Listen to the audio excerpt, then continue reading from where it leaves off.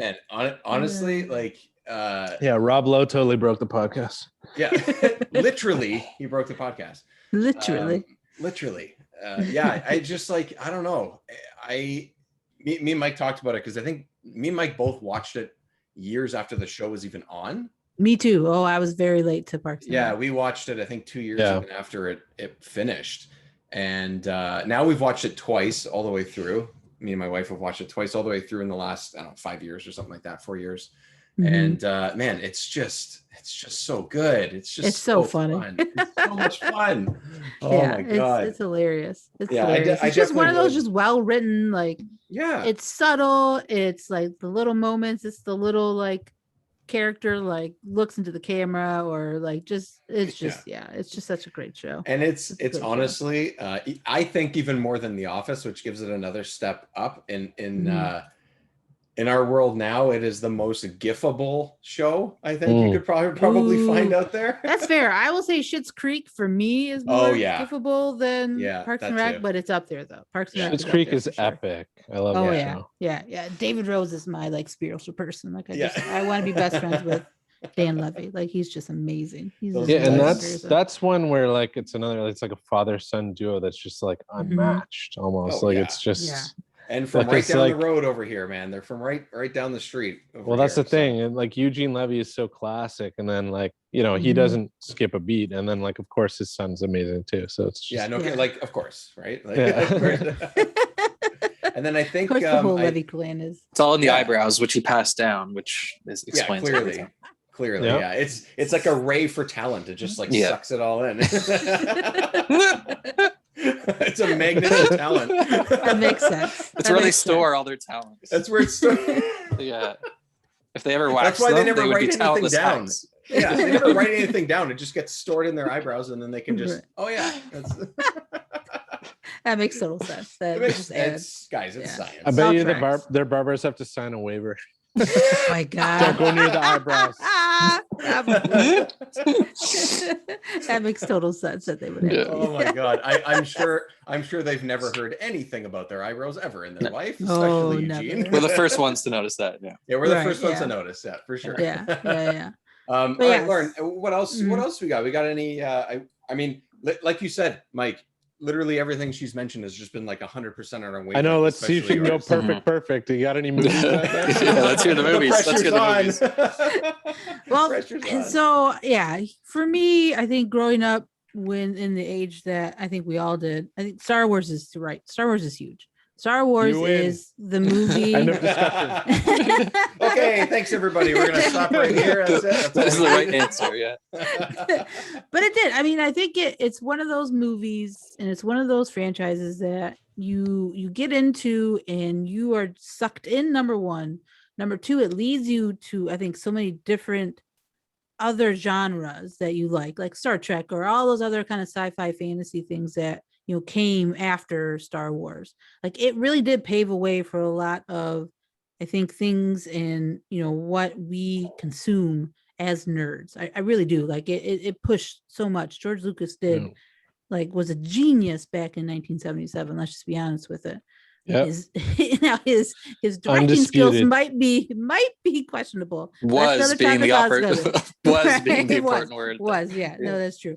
But I think the movie though specifically is Empire Strikes Back. Like that movie sticks out to me, and it will always be like the one that I will always, when I rewatch it, like it just triggers all those like memories, right? Like Andrea and I on the GALactic podcast, we've talked about that before, where like Empire Strikes Back it clicks and it takes you back when you start watching that movie, like right from the beginning. Like that Hoth scene I will probably forever remember because it's just so good, and it's just something that you will just not, it's just nothing that you've ever seen before at that time. And it was amazing. The the costumes, the lightsabers and all that stuff, and it puts you into this whole other kind of world, like we were talking about before. Like it's it's a great escape because it makes you kind of bring that childlike wonder to your imagination, right? Like I think that's what it did for all of us, and it still does, because like I said, I'm still a huge Star Wars nerd. Like I do a whole podcast about it, so like I'm wearing a t-shirt right now that says Star Wars on it. So like it means a lot to me, and it probably means a lot to so many other people too, because again, it did get us into, I think, a lot of different genres, a lot of different just nerd stuff that I think a lot of people our age like gravitate to now. You The know, so gateway it's drug. just it is. No, I mean and you're totally right, Ian. Like it really was for a lot of people. I mean, just thinking of like what George Lucas inspired, like all the directors or like people that, you know, were young like us and now they're directors of like films, like they were huge Star Wars fans, right? And now they're like directing Star Wars shows or like other franchises they're a part of. Like Star Wars has always been something that everybody relates to. I mean, Kevin Feige, he has said he is a huge Star Wars nerd and he runs Marvel. So like it got people into certain things. I mean, it got people probably to, you know, be, you know, special effects people or puppetry things. Like it just it did so much. I don't think people really talk about it a lot, that that it brought people doing what they do now almost, you know, like it paved the way. George paved the way for a lot of things. So but specifically Empire Strikes Back though is probably my favorite Star Wars movie. You nailed it. That's my favorite movie of all time, actually. Yeah, I mean, it's up there. Number for one me Star too. Wars for me. Yeah, number one Star Wars for me. Yeah, and I do unabashedly love, like I love Star Wars. Like I mean the prequels. I love the prequels for what they are. I love the sequel trilogy for what it is. The original trilogy for what it was. And that's the perfect thing about Star Wars too, is that like it's a generational thing, right? So like the people that grew up on the original trilogy, you know, they love it. People that grew up on the prequels are diehard prequel defenders and lovers, and that's amazing too, because those films did things for that generation. And now you look at the sequel trilogy, I just watched doing Attack the same of the thing.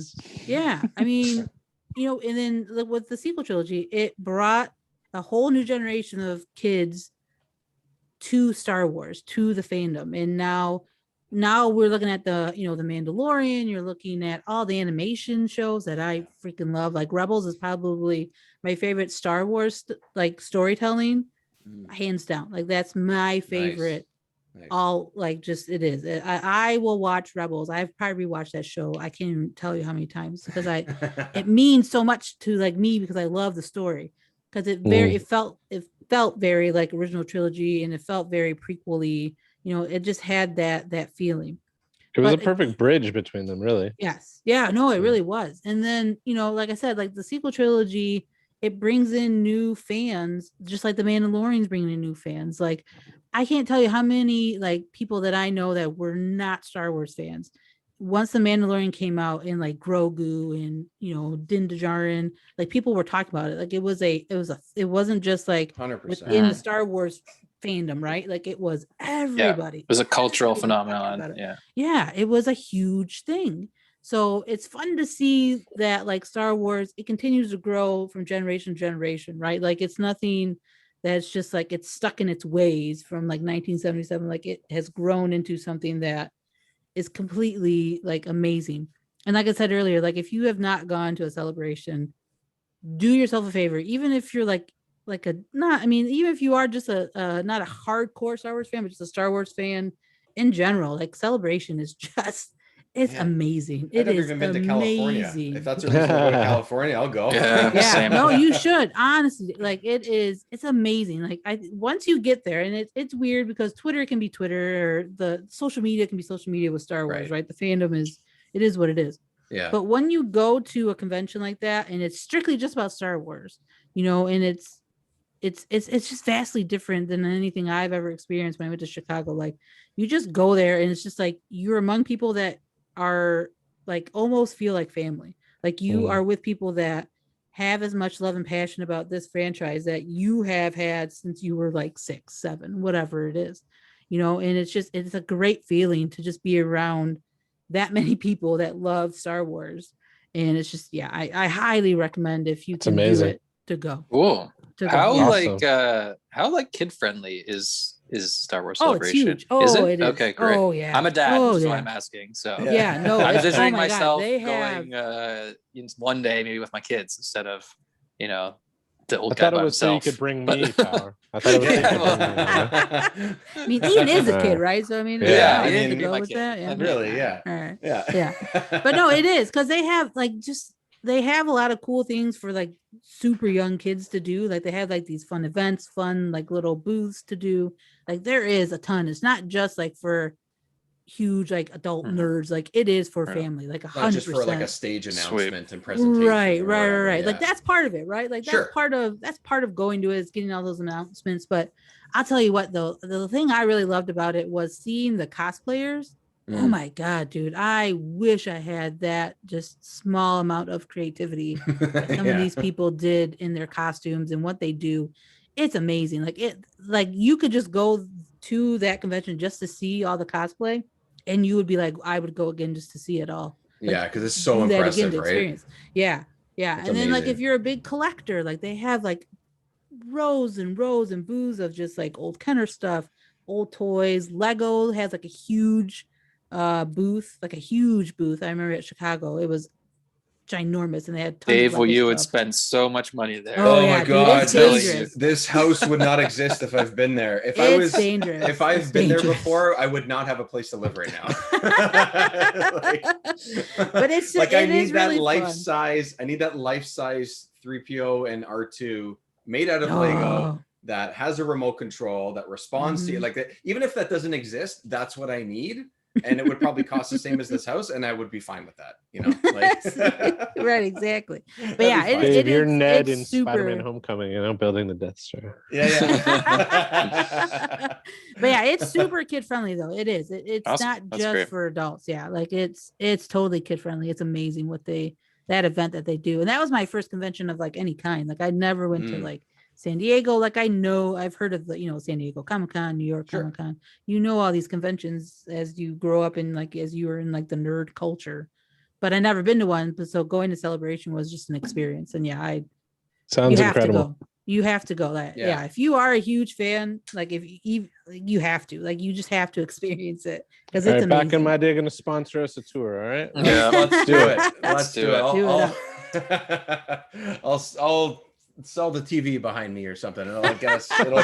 If it's Chicago, it's not too bad. We can drive. It's only 8 hours or something like that. So it's not too bad. I actually just booked my hotel for it the other day. So like, nice. I'm going. Yeah. And I don't, what's funny is that I don't even have tickets yet, but I'm like, I know they're gonna be selling those probably soon. Like, and because it really sucks because of what's going on. A lot of people internationally, especially in Australia, they can't freaking go. Well, we wouldn't and really be able to go either. Even us. Yeah. Like we could go, but it would be a whole thing. I mean, if it's in a year or something, like I think that might be different. But if it was tomorrow, like it wouldn't be worth us going, because one, it would cost a fortune. It would just be way too expensive. And we would only want to go once this is all kind of behind us. Yeah, if we flew, it'd be a whole other thing. Like we can't really do the international travel thing, which honestly I'm fine with at this point. But eventually it would be nice. Eventually it would be. Yeah, that'd be but super so cool. you said, Lauren, you said you went to Chicago, so that was like, were you there in the hall when the big when Ian McDermott did the big reveal? No, so I didn't have. So when you got tickets for this particular event, like you would go through like a lotto system, and what they would do is they would put you in different rooms, or they would put you in like the big the big arena, which was like directly across from the convention center, is where they had like the big panels, like their Tross. That what else was over there? Clone Wars was over there, Mandalorian was over there. Right. So that was like the big stage, and then they had these mini stages where they would project what was going on, and you would sit there. So for the Rise of Skywalker, we got into one of those kind of extra rooms in the convention center to watch it, but I got to be in the arena for Mandalorian and the Clone Wars when they showed some stuff. So it was cool. Like it is sweet. Like, and there's so many cool different panels too. Like if you're a book nerd, they have all the the book authors and everything. They do a ton of panels over there. Oh, they just have a lot of you guys mentioned Empire, and then you just said books. It just reminded me, because I'm reading this right now. Is these? I don't know if you guys have. Oh, have those are really great. From a certain. Oh my god, man! These I never really went through any of like the old. I guess what do they call them now? The what do they call the legends? Legends now, the ones that aren't canon. I read a couple of those over the years. I couldn't really remember which ones they were or whatever. But this this is a whole, like, these books are a whole other thing, because it's just about the characters in the background that you would never, ones that you maybe would have never seen, and two, a perspective of the beast from Hoth that takes Luke, like you get his perspective or its perspective of of what happened, and their description of a light that comes out of their hand, which is his light. Like, it's just the way that it's written, and it's just like, and it goes in chronological order, so you're going through the movie, and this one just came out because it was 40 years for Empire. A New Hope one came out a few years ago.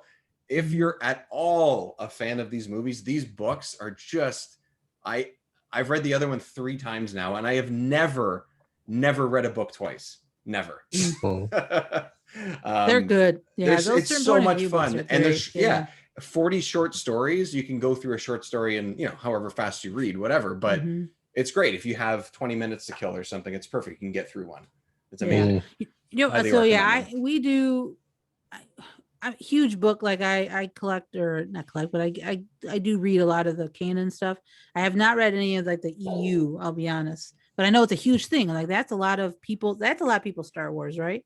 Yeah. Books, like people, EU like was it's still a huge thing that people talk about, that people like, that was their Star Wars. Yeah, for a long time there was that huge gap between the original trilogy and the prequels. So they only had the books to turn to. The biggest gap that we've ever had was those movies, right? Yeah. So the new canon stuff I try to keep up with. It's a lot. I mean, if you try and it's expensive too. Books aren't cheap, but it is fun to kind of keep what's going on in like the universe. And I know a lot of times they don't, like, continuity is kind of hit and miss, which is whatever. Like to me, I don't care. Like if one thing was changed a little bit from the book to like animation or to the live action, whatever, it is what it is, and that's fine. But the books I really enjoy are the art of books. I don't know if you guys have read any of those. Oh my God. The one that I love is the Star Wars Rebels, because again, I love Rebels. That whole art of book is amazing. Like, I love that stuff. Dave talks about like the process and what he thought of about all these drawings, and like the different drawings for each character before like the final one. It's really cool stuff. Like it's a nice deep dive too of what kind of Filoni was thinking with the series and what he wanted to do. It's amazing. And all those art of books are really cool. Yeah, because all that stuff, when you look at like a character or a ship or a building, even things, or a planet, like that, they'll have comments on the side that'll say like, this is why they did it this way. And then you just find out more, almost lore, I guess you could call it, of lore. Those characters. Everything's so well thought of too. Yeah. Like that reminds me, like you telling me about those art of books reminds me of like when I was a kid, I used to love reading those, like almost like encyclopedia style Star Wars books where you just go through in detail like the different vehicles and ships. It's kind of what they're like. Yeah, the art of ones are a little bit like that. Yeah. Yeah. And you just like you would imagine, your imagination would just run wild every time you kind of read about something new. Yeah. And I guess that's a perfect chance too. We're what, 4 episodes in to the Bad Batch at the moment. Lauren, I know that you guys have been doing breakdowns of it and sort of going through in pretty big detail and stuff. Overall, I'll start with you though. Overall, how are you feeling so far with it? I like it. I mean, yeah, it's so good. Like, first of all, the animation, like going from Clone Wars to Rebels to even Resistance was a really fun animation style. But what they're doing in Bad Batch is it's freaking gorgeous and beautiful. Like, it really is some of the best. Like, it's almost feels cinematic when you watch that show. Just how they shoot, the lighting, everything is just amazing. But I am liking the story. Like, it's an interesting storyline right now going on. I'll be honest. So like Clone Wars, when Season 7 came out and that whole Bad Batch 4-episode arc came out, like I liked them. Like, they were cool characters. I talked about that in the podcast where like me and Andrea thought like they were kind of like a rock band coming in hot into a Naxxus on their ship. Like, it felt that way, right? So then it just continues that story. And I was like, okay, like I remember hearing like, oh yeah, they're gonna do a whole series on these guys. Okay, cool. Like I'll watch it, whatever. I wasn't sure, I'll give it a shot. Yeah. Right. But I'll tell you what, if Star Wars is good at anything, it's trailers. Like they will suck you in Yeah. 100% of the time when you're just like, man, I don't know if I'll watch it. Trailer, okay, I'm in. Like I'm 100%. Sign me up. Right. So with Bad Batch, the trailer sold me, and then just what they're doing, like I said, animation wise. But I like the storyline for me personally right now is the Kaminoans and the Empire. Like what's going on with that whole thing? Like what's going to happen to Kamino, that facility, right? Because you always wondered how they were going to get from A to B. Right, from going to clones to the scripted, soldiers now, which again, I said it before too. Like, it's funny that the Empire wanted to go away from the clones, but clearly, like the conscripted soldiers were probably the worst idea they ever had. Because if they would have head with the clones, they probably wouldn't have a big problem of what happened later on. So. But it's interesting, and I like Omega, like that character. I love like seeing her being very like innocent, very Rey to me. Like that whole scene with her kicking the dirt in that second episode was cool. Like it just gave you those vibes, right? Yeah. Like Rey and Takadana, like looking out and seeing like green and water and everything like that. Yeah. So, she's the character that you cheer for, right? Like everyone, 100%. I'm assuming most kids that are watching her, like that's their, especially because she's a kid, because she's so young, And so it's interesting to see what they're going to do with her, and everybody's got theories, and I love talking about everybody's theories, but I mean, I like what I've learned as I've gotten like older and watching Star Wars. Like I'm just going to let them tell me the story they want. I don't want to like theorize too much, because then I get in my own head. I'm like, oh man, if they don't do this or that, like I'll be upset. Like I try not to like get into that mind frame. So but I didn't learn that lesson when I got older. I'm still very much a kid at heart. It's hard. I only recently learned that lesson with WandaVision. That one put me right back down to earth. Right. It is. It's something that when you're passionate about something like, like Star Wars or Marvel, like you do want, like you have these expectations. So, talking to like other people, like I'm trying to learn to like, all right, just let the story come to you. Just enjoy it for what it is right now. Because I mean, if anything taught me, especially Rebels, because again, I will bring up Rebels so much. If anything, Dave Filoni has earned my trust and respect to know that his stories are going to be phenomenal. Like, everybody looks at Rebels in season 2 and Space Whales, like, oh my God, what are we doing with Space Whales? Okay, so season 4 comes out and it's freaking amazing, and it's just like, ha ha ha, see, it all makes sense. Like it all comes around. It's all right, good. it's full circle. So like, if in knowing Dave Filoni, I act like he's my best friend, but like knowing Dave, I mean, at this point, trust, right. He's everybody's best friend. Let's be honest with it. But like, he knows what he's doing. Yeah, like he does. Like he knows what he's doing. He's going to. What I love about him is that he's going to tell the story that he wants, right? Regardless of like continuity. I mean, we all know, like in that first episode, like a little bit of the change from what happened in the Kanan comic, which was really good, to what they did in animation. Like there's just, it wasn't the same, but that's okay. Like, I mean, it's not that big of a deal to me. I know a lot of people. That's a nitpick, really. Yeah, and I know people like continuity. Like they want it to all. Right. From a certain point of view, man. Right. So like it makes sense that people want the continuity, right? Because Marvel, if anything, Marvel is really good at that, right? I mean, so far, going from like Iron Man to this to that to this to that, like it all makes sense, right? And now they're doing it with shows, so it's going to be amazing. Well, it's incredible, and continuity is important, I think, overall. But for me, it doesn't make an impact as you go from medium to medium. As long as the general overarching story is intact. If you get into the nitty gritty, you're reading a comic and then you go watch a show, and especially if it's just an adaptation, like you have to respect the medium that you're in. And I think you nailed it with Empire Strikes Back. That's what makes it my favorite movie of all time, because you've got, how are you going to come off the back of Star Wars? George Lucas is an incredible creator. And then you've got this collaborative effort that just proves that a sequel can actually supersede in ways its original. It like kind of legitimizes the franchise. You know what I mean?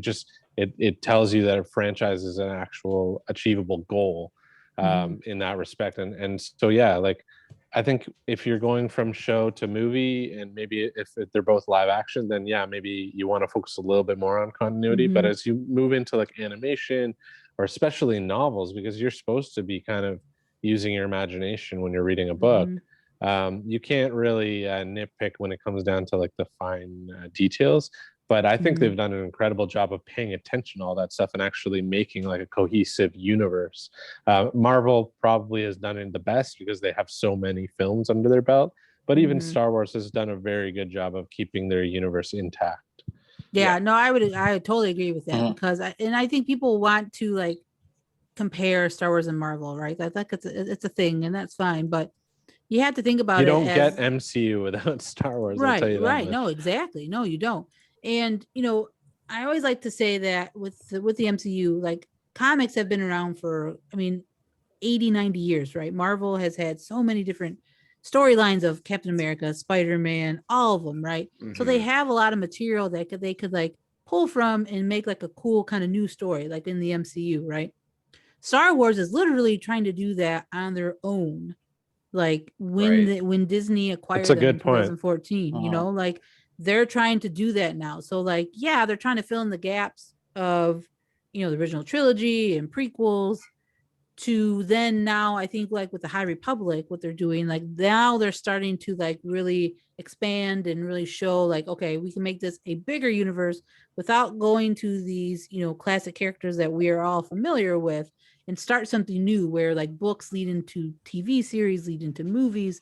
So like that to me is exciting in and of itself. So like, I think that's where people have to kind of, for me, realize that like Marvel has an edge in that respect. Like they have been doing it for longer, as you guys said. And then they have a lot of material to use. Lots of material to pull from for sure. Yeah. So many different ones that would be, you could pick a year and you could probably get different angles that in the 70s, especially in 60s, like you could just pick one year and two characters and you could create a universe out of that, that's for sure. Crazy. Yeah. But so like overall though, like Bad Batch, like let's circle back to Bad Batch. It's great. It's great. It's quality programming. And I think you nailed it when you said it's cinematic. So I really liked the Clone Wars all the way through, but I do believe they finished strong with the final season. The whole season in general felt cinematic, especially those last 4 episodes. They felt like an appendix to Revenge of the Sith, right? So, you get those first, so it's a 12 episode season in the final season. Yeah. And you get those first 4 that are introducing the Bad Batch. And like you said, it's like, it's a cool arc. And then they kind of go away and you're like, whatever. And when the trailer came out, I don't know if I necessarily was hyped to see like a whole series focused around them, but seeing how they actually built their story out of like sort of the quote unquote aftermath of Clone Wars, that's what keeps me coming back to it. And especially that first episode of Bad Batch, that felt like a movie, right? Like it was 71 minutes, I think. It was incredible. I think it was just under an hour or something, or right. And that's what keeps me hooked. I think they've said it's about 16 episodes long, so it's going to be a lengthy. Oh, is it really? Season. Oh, I thought it was shorter. I think so. I could 16, be wrong. But you see how episodes. These ones are getting a little bit shorter. They're more like the Clone Wars, right? We had 25 minutes, I think, was the fourth one. So they are a little on the shorter side. I think it was a smart move to kick it off with like that kind of lengthy introduction, because it wasn't just this is the Bad Batch, they're going to go on more adventures. It was, we're going to explore what Star Wars Galaxy looked like after the clones were sort of became part of the Empire. Order happened too, which I think was cool. I really like that part of it. And that's what will hook you when you're in the Clone Wars, kind of anticipating them going into that final season, seeing what happens to all of your favorite characters from that series, right? So the Bad Batch definitely, it's got its hooks in me. I will say that like it started strong, so I'm hoping that these are building blocks that build to an epic finish, because the other episodes, while they were very good for character building, felt sort of I won't say monster of the week, but that's kind of like the style that these series like to go on. Even Mandalorian would like to do that from time to time, but it always touches back into that key narrative that brings you to a strong finish.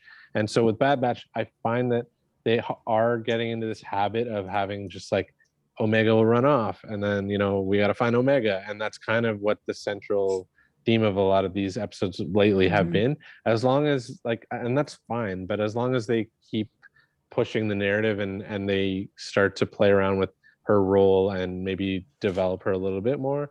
I know she is being developed along the way, but we've got to move away from this whole like she's the kid of the bunch. Like Something's gonna happen, and that's hard. Something's gonna happen with her. It is. Oh, Dave's gonna pull. Yeah, Dave's going to rip our hearts out as he always does. Yeah, I think it's like it's just. I think it has gotta to happen. I think it's a tragedy. Essentially, is what they're building towards. So it's gonna be interesting to see what her mystery is and how that affects the rest of the Star Wars universe going forward with everything. Yeah, like where does her, because she's new. I mean, all these characters are, but there's something important about her that we're going to be like, oh, she's that person, or oh, she's linked to that character. And it's going to be Mike, something there that's going to give us like a spark and go, oh wow, that's interesting. Mike, I was how they ask created you where you were, because I don't think you watched all 4, right? No. Okay, it's okay. Wow. To be honest. Yeah. But you, all right. Well, that might be a good transition into how you feel about the series. But basically, I'm loving the show despite like my little nitpicks here and there. I think it's really well done. Yeah, really quality stuff. I watched those last episodes on your recommendation, Ian, and finished the end of the previous series and everything, and it was amazing. So I was like, okay, well, perfect. I'm even extra familiar with these Bad Batch characters because I just watched that 6 months ago or whatever it was. And I'm liking it. I'm really liking it. And I think that the Omega thing is, there's something there. Something's going to happen, and I'm interested to see where they take it. So I'm enjoying it. And there's no way I'm not going to continue watching it. So like that's definitely happening. So and like you said, those 20-minute, 23-minute episode things, I mean, they're easy to sort of to watch. And it's interesting with this series because they dive right into the episode. There's no like in Clone Wars, there was all like what's going on in the Star Wars galaxy. They did that in the first episode, and that was it.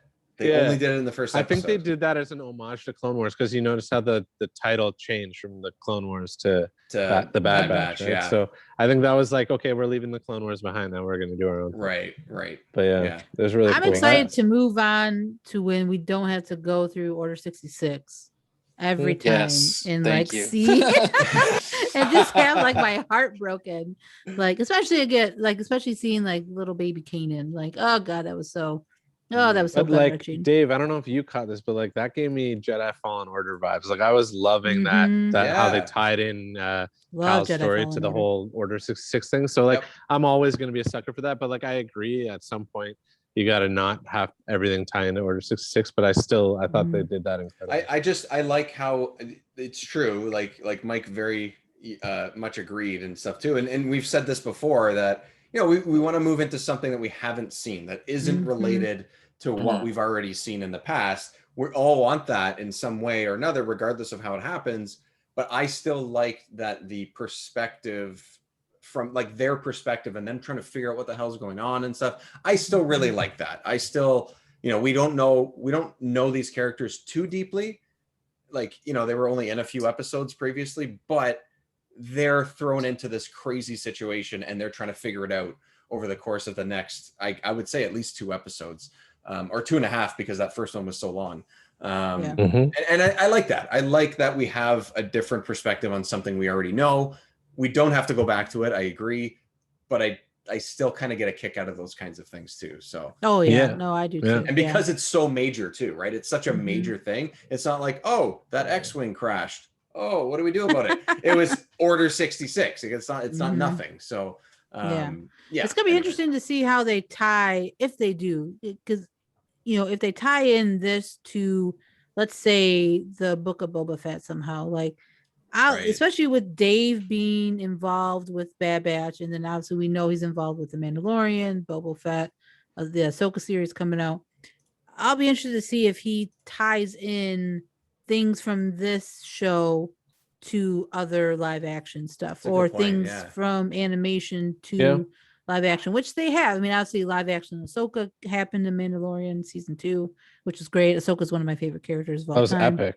Next, and that was directed by Dave Filoni because that's his baby. Right. So. That was his, that episode was so good. So good.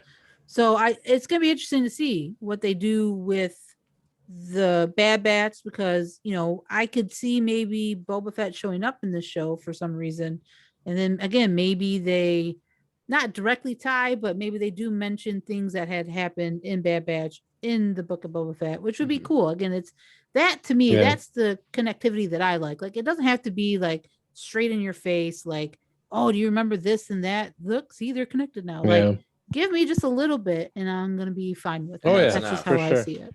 You know. But speaking of characters connected to live action, so in the final season of Clone Wars, although I liked all 12 episodes, I did feel like it improved as you went on. So you had the Bad Batch stuff was a great intro, and then the middle 4 episodes, although it wasn't as epic as the finale with the cinematic sort of tie-ins to Revenge of the Sith, it had its own unique arc, and they introduced 2 new characters who I feel like it would be a misstep if they didn't bring them in live action, because like what I think like that's what the whole plan of that final season was, to like, sort of introduce these characters and then bring them back into new projects. So and on that note, you know, speaking of the different clones, I mean, all of the clones are voiced by like D. Bradley Baker, right? And how great of a job is he done creating different personalities in the Bad Batch? Like, they all seem they're like all completely so different people. Yeah, and he's Oh, all wow. I doing didn't even all know of that. their voices, which is incredible. So I mean, I'm really digging that dynamic, and the fact that it kind of like brings me back to the 80s like action style with like the different, you know, you got your motley crew, your A-team or whatever, right? So this is like the closest, like other than Jedi's being quote unquote superheroes and Sith being supervillains, this is like your superhero team in the Star Wars galaxy. Yeah, I agree. Yeah. All right. Where they all have their special skills. Before our free Zoom call kicks us out again, we'll Lauren, we're gonna have you back for sure. I think this definitely. This was a lot of fun, man. awesome, and obviously we could go for another 5 hours if we wanted to. Oh, probably as well. So you know what we'll do? We should touch base when Bad Batch wraps up. I think that's actually a perfect time to do that. Do a nice review on the series. Yeah, absolutely, for sure. So Lauren, where can everyone find yourself and all the great stuff that you're doing? Yeah, thanks. Well, first of all, thanks for having me. Appreciate it. This was a lot of fun talking Star Wars and geeky stuff with you guys. So yeah, definitely looking forward to coming back. You can follow me on Twitter and Instagram at Lowro Knows. Instagram's all my cat photos, so just be forewarned. That's what that's for. And then you can follow the GALactic podcast at the GALactic Pod, and follow Geek Broadscast at Geek Broads Pod. And we are all over the platforms, pretty much all the major ones, Apple, Spotify, all that good stuff. So all the Spotifyers and all the good stuff. That's what my parents call Spotifyer. Spotifyer, I like that. I don't know why it looks them right in the face. I don't know why I'm surprised they know what Spotify is. So yeah, I think it came with their cable package or something, so they just have it, something like that. Nice. Otherwise, I doubt they would have it and know what it is. You're right, Mike. What about us? Where's everyone keeping up with our stuff? Yeah, you can find us on social media at Day Back In, and the podcast is called Back in My Day. Find it on wherever you find podcasts. Yeah, that's it, man. That's nice stuff. Gentlemen, that was awesome. Lauren, thank you very much for joining us. My we'll pleasure. talk to you soon for sure. Yeah, thanks everyone for listening. Yeah, thanks for coming on. Everybody stay nerdy out there.